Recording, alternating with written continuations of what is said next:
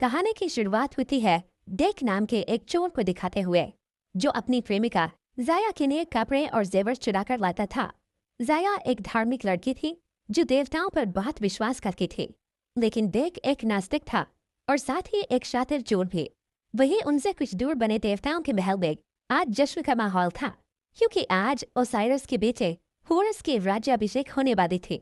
अब यहाँ पर हम इस कहानी के सभी किरदारों के बारे में जान देते हैं। दरअसल सूर्यदेव ने पूरे सृष्टि को बनाया और इंसानों की रचना की, और अपने दो बेटे ओसाइरस और सेट को इंसानों पर राज करने के लिए भेज दिया। लेकिन सूर्यदेव ने ओसाइरस को मिस्र के नील नदी से लेकर सभी हरे भरे इलाकों का राजा बनाया, जबकि सेट को रेगिस्तान यानी बंजर इलाकों का राजा बनाया। अब ओसाइरस का इकलौता बेटा होरस हवाओं का देवता है, और हथौर जो मोहब्बत की देवी है वो होरस की प्रेमिका होती है। लेकिन हथौर के पीछे कुछ बुरी आत्माएं पड़ी हुई थी, इसलिए होरस ने अपने प्रेमिका को दयाल सितारों से बना हुआ एक कंगन उपहार दिया जो उसकी हिफाजत करता था। अब वक्त आ गया था होरस की राज्याभिषेक का, इसलिए सारे छोटे बड़े देवता इस समारोह में शामिल होते हैं और इंसान भी अपने देवता को राजा बनते हुए देखने आए होते हैं। सारे रस्मों रिवाज के बाद ओसाइरस अपने बेटे होरस को ताज पहनाने ही वाले थे कि तभी वहां पर ओसाइरस का छोटा भाई सेट जो रेगिस्तान का देवता है वो आ जाता है। लेकिन वहां आकर वो बड़े ही चालाकी से सभी को अपने फौज से काबू कर लेता है और अपने भाई ओसाइरस को मार देता है और खुद को मिस्र का राजा घोषित कर देता है और कहता है कि जो मेरे आगे झुकेगा सिर्फ वही जिंदा रहेगा। तभी ये सुनकर सारे इंसान और देवता उसके आगे झुक जाते हैं। लेकिन होरस अपने बाप का बदला लेने के लिए सेट यानी अपने चाचा से भिड़ जाता है और डरते हुए ये दोनों अपने देविया रूप में आ जाते हैं। अब इनकी लड़ाई से वहां चारों तरफ तबाही मच जाती है और सारे इंसान जान बचाकर भागने लगते हैं। लेकिन इस लड़ाई में सेट होरस पर भारी पड़ता है और आखिरकार वो होरस को गिराकर उसकी दोनों आंखें निकाल देता है और उसे जान से मारने ही वाला होता है। तभी हथौड़ के कहने पर उसे जिंदा छोड़ देता है। अब सेट के पावर में आते ही चारों तरफ हाहाकार बच गया है, क्योंकि वो इंसानों से सिर्फ गुलामी करवाता है और जो देवता बगावत करने की कोशिश करते हैं वो उसे मौत के घाट उतार देता है। और उसने पुनर्जन्म पर भी नए कानून बनाए कि अगर किसी इंसान के पास मरते वक्त काफी सारा सोना होगा तभी उसका पुनर्जन्म हो पाएगा। अब इन्हीं गुलामों में जाया भी ऊर्शु नाम के एक डिजाइनर की गुलाम थी। ऊर्शु सेट के लिए काम करता है और वो उसके मीनारे, महल और बहुत सारी चीजें डिजाइन करता है। लेकिन बैक यहाँ भी जाया से मिलने आया करता था और ऐसे ही एक दिन जाया उससे कहती है कि तुम्हें हमारे असली देवता यानी होरस की मदद करनी होगी, क्योंकि एक होरस ही है जो हमें सेट के जुल्मों से तुमसे बचा सकता है। और उसे तिजोरी का एक नक्शा देती है और कहती है कि यहाँ पर होरस की आंखें रखी है और तुम्हें वो चुराकर होरस को देनी होंगी। लेकिन तिजोरी में बहुत से खतरे होंगे जिनसे तुम्हें बहुत बहादुरी से बचना होगा। इसके बाद अब किसी तरह बैक उस तिजोरी में पहुंच जाता है, लेकिन असली खतरा तो यही पर था, क्योंकि वहां पर उसे 3 पुलों को पार करना था और हर पुल में एक अलग जाल बिछा हुआ था। लेकिन बैक हर हाल में अपनी जान की बाजी लगाता हुआ तीनों पुल पार कर लेता है और होरस की एक आंख हासिल कर लेता है। लेकिन एक जगह पर वो हजारों बिच्छू के बीच में फंस जाता है। लेकिन तभी होरस की आंख से काफी तेज रोशनी निकलती है और उसकी जान बच जाती है। अब इसके बाद वो आंख लेकर जाया के पास पहुंचता है, लेकिन तब तक उनका पूरा प्लानिंग ऊशु समझ जाता है और वो उन्हें पकड़कर मौत की सजा सुना देता है। वो उन्हें पकड़कर ले ही जाते तभी डेक होरस की वो आंख निकालता है और उसकी तेज रोशनी से उन सबको चकमा देकर वहां से निकल जाता है। लेकिन ऊशु के सिपाही दोनों का पीछा करने लगते हैं और तीर बरसाने लगते हैं। तभी उनका एक तीर जाया को लग जाती है और वो वहीं पर मर जाती है। अब डेक होरस के मकबरे में पहुंचता है और उसे उसकी आंख का एहसास कराता है, लेकिन वो होरस को उसके आंख देने पर एक शर्त रखता है। वो कहता है कि यदि तुम्हें आंख चाहिए तो तुम्हें जाया को वापस से जिंदा करना होगा। लेकिन होरस ये शर्त नहीं मानता और दोनों के बीच लड़ाई शुरू हो जाती है। लेकिन होरस मजबूर होकर आखिरकार उसका शर्त मान देता है। उसके बाद वो जाया के शरीर को देखता है, लेकिन उसकी शरीर देखने के बाद वो कहता है कि अब मैं इसे नहीं बचा सकता, क्योंकि बहुत देर हो चुकी है और अगर इसे वापस जिंदा होना है तो इसे पुनर्जन्म ही लेना पड़ेगा। उसके बाद वो मौत के देवता को बुलाता है जो जाया की आत्मा को लेकर उसके पुनर्जन्म की यात्रा पर चला जाता है। लेकिन जाया, जो कि एक गुलामी की हालत में मरी है, इसलिए उसका पुनर्जन्म बहुत मुश्किल है, क्योंकि उसके पास देने के लिए बहुत सारा सोना नहीं था। अब क्योंकि होरस जाया को नहीं बचा पाया, इसलिए बेक उसकी आंख नहीं देना चाहता। लेकिन होरस जबरदस्ती उससे अपनी आंख छीन लेता है, मगर वो ये देखकर गुस्सा हो जाता है कि बेक ने सिर्फ एक ही आंख लाया, इसलिए वो उसे मारने लगता है। लेकिन वो कहता है कि मैं जानता हूँ कि सेठ को कैसे हराया जा सकता है। असल में उसकी शक्तियाँ जहाँ पर कैद है, मैं तुम्हें उस पिरामिड में ले जा सकता हूँ, क्योंकि मैंने उसका नक्शा देखा है। लेकिन बदले में तुम्हें जाया को वापस लाने का कोई रास्ता ढूंढना होगा। अब होरस उसे वादा करता है कि वो राजा बनने के बाद जाया को वापस जरूर ले आएगा। अब इसके बाद ये दोनों अपने सफर पर निकल जाते हैं। वहीं सेठ को पता चल जाता है कि एक इंसान ने होरस की आंख चुरा ली है। इसने वो अपने सिपाहियों के साथ होरस के मकबरे ये पहुंच जाता है, जहां पर उसे जाया की शरीर मिलती है, और वो ये देखकर सारा का सारा षड्यंत्र समझ जाता है। अब दूसरी तरफ होरस बेक को लेकर एक पहाड़ की चोटी पर पहुंचता है, जहां से सूर्यदेव तक पहुंचने का रास्ता बना होता है। लेकिन दोनों आंखों के बिना होरस अपना दिव्य रूप धारण नहीं कर सकता, इसलिए वो अपने दादा सूर्यदेव से शक्तियां मांगता है, जिसके बाद वो बेक को लेकर सूर्य की ओर उड़ान भरता है। अब वहां पहुंचने के बाद उसके दादा यानी सूर्यदेव अपनी कश्ती पर सवार होते हैं, जहां पर उन्हें हर रात अंधेरे के दानव खालसुरसा से लड़ना पड़ता था, जो कि दुनिया को खाने के लिए हर रात आता था।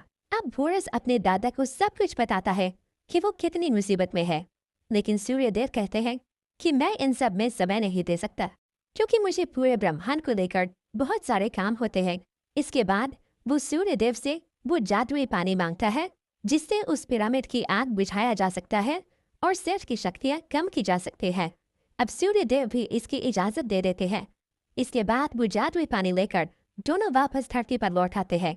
लेकिन धरती पर आते ही होरस के देवता वाला रूप खत्म हो जाता है, क्योंकि होरस तभी अपने देवता वाले रूप में आ सकता है जब उसकी दोनों आंखें हो। अभी वो लोग जंगल में ही होते हैं कि तभी उन पर सेठ के सिपाही हमला कर देते हैं। अब होरस और उन लोगों के बीच बहुत लड़ाई होती है, लेकिन आखिर में सेठ के एक सिपाही होरस को पहाड़ी से नीचे गिरा देता है। ये देखकर बेक भी उसके साथ कूद जाता है, लेकिन गहराई में जाने से पहले ही होरस अपने वो हथियार खोल देता है जो उसके पास था, और वो दोनों बच जाते हैं। इसके बाद अब होरस कहता है कि सेठ अब हमें मारने के लिए अपने सबसे ज्यादा खतरनाक लोगों को भेजेगा। अब यहाँ सेठ हथौड़ यानी होरस की प्रेमिका के पास जाता है उससे कुछ मांगने। जैसे हम जानते हैं कि होरस और हथौड़ एक दूसरे को बहुत पसंद करते थे, और हथौड़ मोहब्बत की देवी होने के साथ साथ काफी सारे शक्तियों की मालिक भी थी। अब सेठ हथौड़ से कहता है कि तुम मुझे मरे हुए लोगों की दुनिया में लेकर जाओगे, क्योंकि मैं उस दुनिया पर भी राज करना चाहता हूँ। लेकिन इस बात के लिए हथौड़ साफ साफ मना कर देती है। दरअसल हथौड़ को भी ये बात पता चल चुकी थी कि होरस को उसकी आंख मिल गई है। तभी सेठ हथौड़ को मारने के लिए आगे बढ़ता है, लेकिन उससे पहले हथौड़ अपने हाथ से जादुई कंगन निकाल देती है, और जब वो ऐसा करती है तो वो थोड़ी देर के लिए मरे हुए लोगों की दुनिया में चली जाती है। लेकिन बहुत जल्द वो वापस से उस कंगन को पहन लेती है, जिससे वो मरे हुए लोगों की दुनिया के बजाय कहीं दूर एक रेगिस्तान में जा गिरती है। अब वही हम देखते हैं कि होरस और बेक एक काफी पुराने मंदिर पर हैं, लेकिन तभी वहां पर सेठ की भेजी गई दोनों खतरनाक औरतें बड़े बड़े सांप लेकर वहां पर आती है, जिन सांपों के मुंह से आग निकल रही होती है, और ये सांप होरस और बेक पर हमला कर देते हैं। लेकिन ये दोनों उनसे बचते हुए छिप रहे थे। पर तभी वहां पर मोहब्बत की देवी हथौड़ा जाती है, जो अपने पावर का इस्तेमाल करके उन सांपों जैसे मॉन्स्टर्स को खत्म कर देती है। इसके बाद ये लोग वहां पर जाते हैं जहां पर होरस की दूसरी आंख है, और वो जगह है एक पिरामिड। अब बेक कहता है कि मैं इस जगह के बारे में जानता हूँ और मैं इसके अंदर जा सकता हूँ, पर हथौड़ कहती है कि अंदर जाना इतना भी आसान नहीं है, क्योंकि जब तुम अंदर जाओगे तो वहां पर तुम्हारे सामने एक बहुत बड़ा रेतीला दानव आएगा, जो तुमसे एक पहेली पूछेगा, और अगर तुमने उस पहेली का सही जवाब नहीं दिया तो वो दानव तुम्हें मार डालेगा। ये बात सुनकर होरस अब निर्णय लेता है कि वो गॉड ऑफ इंटेलिजेंस यानी ज्ञान के देवता के पास जाएंगे, क्योंकि उसके पास सबसे ज्यादा अक्ल है और वो सबसे ज्यादा समझदार है।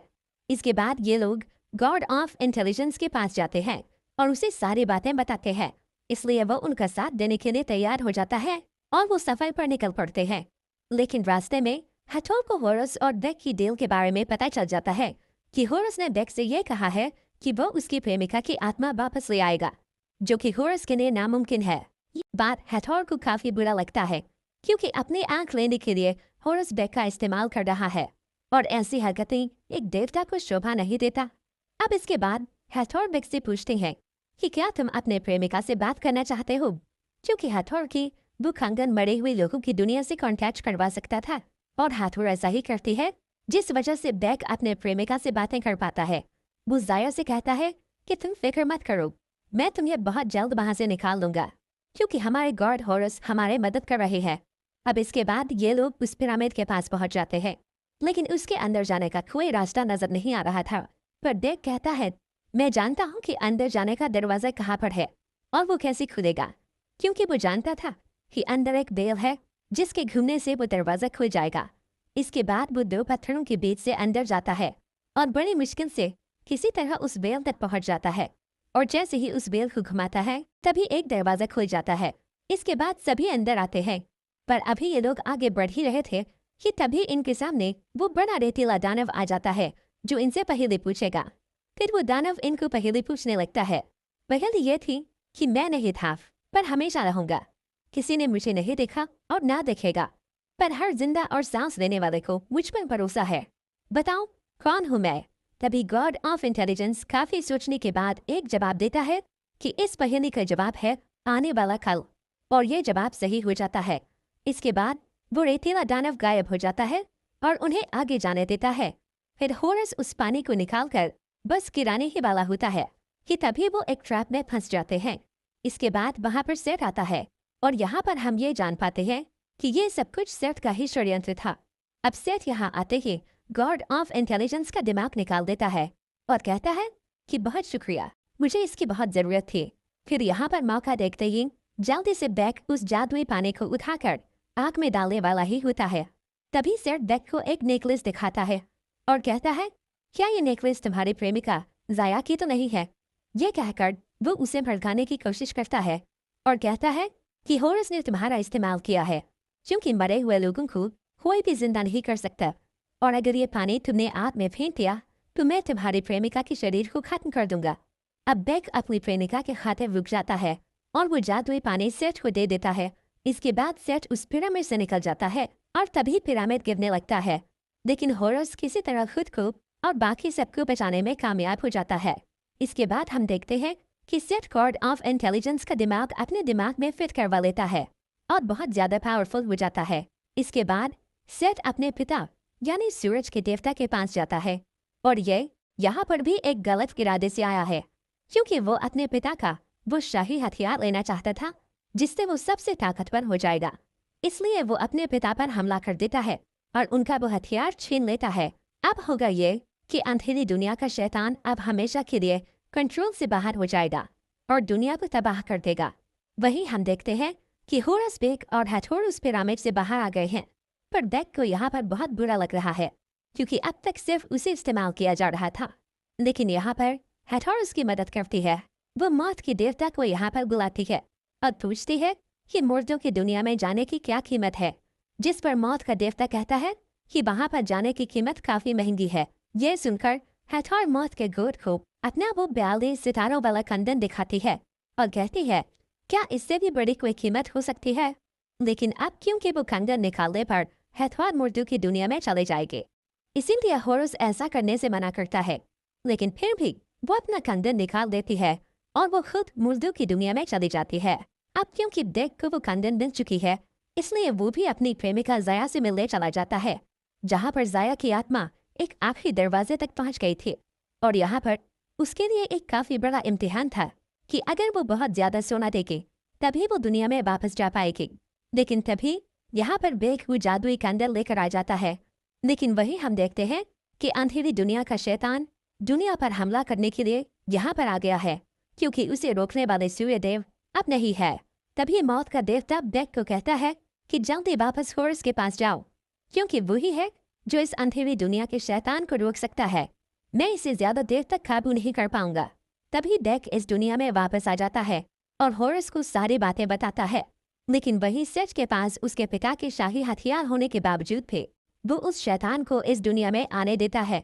लेकिन वहां पर होरस आकर सेठ को रोकने की कोशिश करता है, पर उन दोनों के बीच एक बहुत बड़ी लड़ाई शुरू हो जाती है। लेकिन इस लड़ाई में भी सेठ होरस पर भारी पड़ रहा था, क्योंकि होरस अपने देवता वाले रूप में नहीं था। फिर भी वो सेठ से टक्कर का मुकाबला कर रहा था। अब आखिरकार एक समय ऐसा आता है कि सेठ होरस को मारने ही वाला होता है कि तभी वहां पर डेक आ जाता है और होरस की मदद करता है। लेकिन अब सेठ होरस को छोड़कर डेक से भिड़ जाता है। लेकिन अब इस लड़ाई में डेक सेठ से होरस की वो दूसरी आंख छीन लेता है और उस आंख को होरस की तरफ फेंक देता है। लेकिन यहाँ पर होरस निर्णय लेता है कि वो डेक को ही बचाएगा, इसलिए वो डेक को नीचे गिरने से पहले पकड़ लेता है और दोनों ऊपर लटक जाते हैं।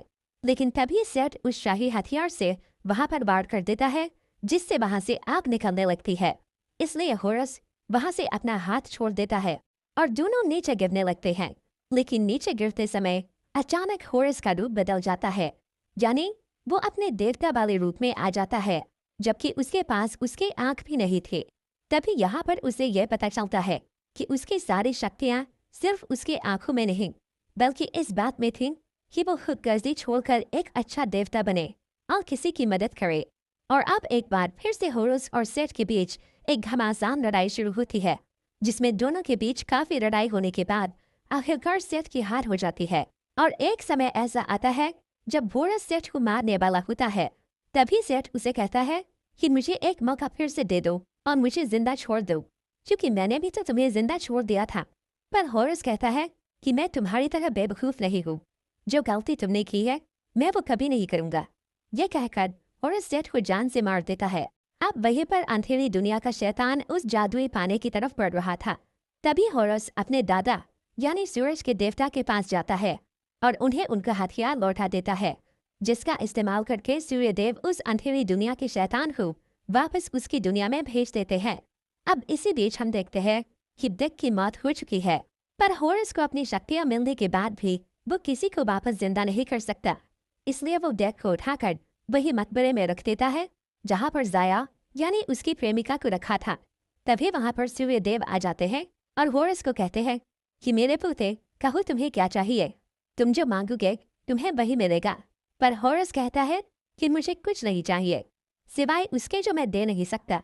इसके बाद सूर्यदेव डेक और जाया को वापस जिंदा कर देते हैं। अब इसके बाद हम देखते हैं कि होरस अब पूरे मिस्र का सबसे अच्छा राजा और एक शक्तिशाली देवता बन गया है और यहाँ पर एक नया कानून बनाता है कि आज से मरने के बाद पुनर्जन्म हासिल किया जाएगा, दौलत से नहीं बल्कि अच्छे कर्मों से, दया और दरिया दिली से। इस दुनिया की जिंदगी में हम क्या करते हैं, कैसे करते हैं, सिर्फ इसकी अहमियत रहेगी, ना ही बहुत सारे सोने चांदी और धन दौलत के। और इसके बाद अब होरस मरे हुए दुनिया के लोगों में जाता है, जहां से वो अपनी प्रेमिका हाथोर को वापस लाएगा, जिसने अपनी ही जान का त्याग देकर जाया की जिंदगी बचाई थी।